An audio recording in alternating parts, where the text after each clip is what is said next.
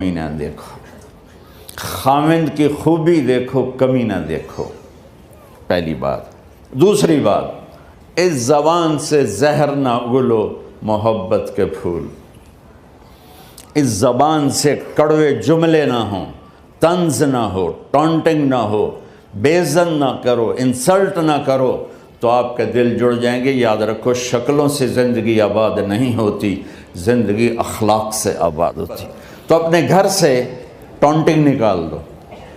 نہ کہا کا مطلب ہے بارش کا زمین میں جذب ہو کر یکجان ہو جانا، دو زندگیوں کا محبت میں جذب ہو کر یکجان ہو جانے کو نکاح کہتے ہیں۔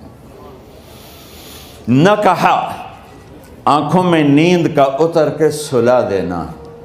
نہ کہا، خاوند اور بیوی کا ایسی محبت دینا کہ چین کی نیند آ جائے۔ نہ کہا، اعتماد کرنا، بھروسہ کرنا، خاوند بیوی پہ بھروسہ کرے، بیوی خاوند پہ بھروسہ کرے۔ اے نوے لوک کے فون چیک ہو رہے ہوئے، کال کتنے کی تھی، کال کتنے کی تھی۔ عزت دو، اعتماد کرو۔ چوتھا مطلب، درخت کا چھاؤں بنا دینا۔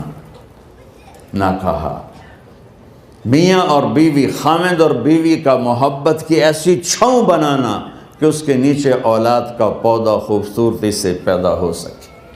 نہ کہا، صرف لفظ نکاح کے مطلب بتا رہا ہوں۔ نہ کہا، مریض کو، کدھر ڈاکٹر بیٹھے ہیں، میرے سامنے بیٹھے ہیں، مریض کو دوا ایسی دینا کہ وہ شفا یاب ہو جائے، آپس کے ایسے تعلق بنانا کہ زندگی کو شفا مل جائے۔ میرے بھائی بہنوں، میں آپ کو اپنے نبی کی زندگی بتا رہا ہوں۔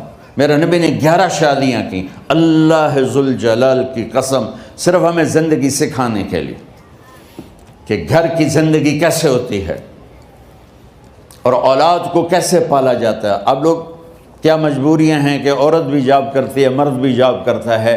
عورت کی سب سے بڑی جاب اپنی نسل کو پالنا ہوتا ہے۔ جب یہاں ٹائم نہیں ملتا بچے کو، نہ ماں سے ملتا ہے نہ باپ سے ملتا ہے، تو پھر وہ جنگل کا پودا بن جاتا ہے۔ یہ تو وینکوور ہے، فیصل آباد کی بات سناتا ہوں۔ میرے بچے جس اسکول میں پڑھتے تھے ان کے پرنسپل سے میری دوستی تھی، میں ملنے گیا ایک دن، تو کہنے لگے جی عجب واقعہ ہوا ہے کہ یہاں 2 بچے پڑھتے ہیں، ان کی ماں بھی ڈاکٹر ہے اور باپ بھی ڈاکٹر ہے۔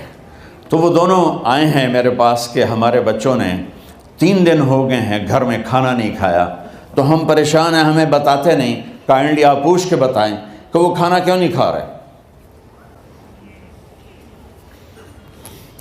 ایک باری کر کے بھی کھا دو۔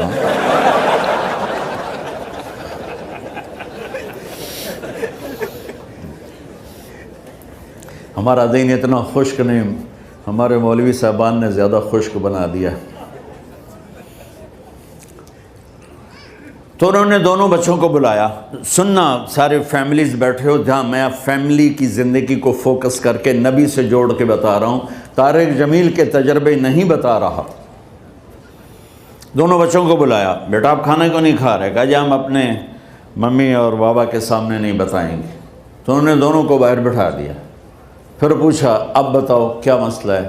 ان کا سر ہم صبح جب ناشتہ کرتے ہیں تو ہمارے ممی ڈیڈی سو رہے ہوتے ہیں، ہماری ان سے ملاقات نہیں ہوتی۔